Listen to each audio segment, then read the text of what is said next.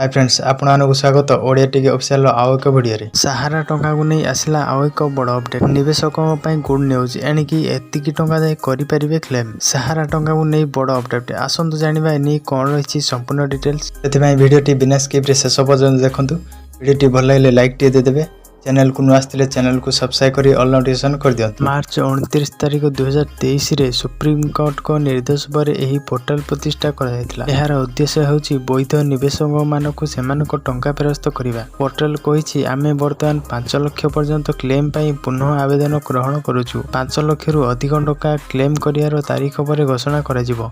एही दाबी गुड़िक उपर 45 कार्य दिवस भितर कार्यानुष्ठान ग्रहण कराजिवो। पीटीआई अनुसार गृहमंत्री अमित शाह संसद कहते चलित वर्ष जुलाई 16 पर्यंत सहारा ग्रुप रो 4.2 लाख रु अधिक निवेशक को 362.91 कोटी टंका फेरस्त कराଯାଇଛି। राज्यसभा लिखित उत्तर में शाह कहते एही टंका सीआरसीएस सहारा फेरस्त पोर्टाल माध्यम फेरस्त कराଯାଇଛି। मार्च 29 2023 रे सुप्रीम कोर्ट को निर्देश पर एही पोर्टाल प्रतिष्ठा कराଯାଇଥିଲା। यार उद्देश्य होची वैध निवेशक मानक सेमानक टंका फेरस्त करिबा। कहबाकू गले समुदाय 9.88 कोटी निवेशक को 86 कोटी 673 लाख टंका सहारा ग्रुप रे अटकी रही। निवेशक वैध जमा देय और प्रकृत सदस्य जमाकारी अभिषेकर समाधान पई सुप्रीम कोर्ट को सहयोग मंत्रालय द्वारा एक आवेदन कराଯାଇଥିଲା। जेउथिरे सुप्रीम कोर्ट सहारा से भी रिफंड अकाउंट रे 5000 कोटी टंका फ्रीज करथिले। एहाकू समवाय समितिर सेंट्रल रजिस्टर को स्थानांतरण करने को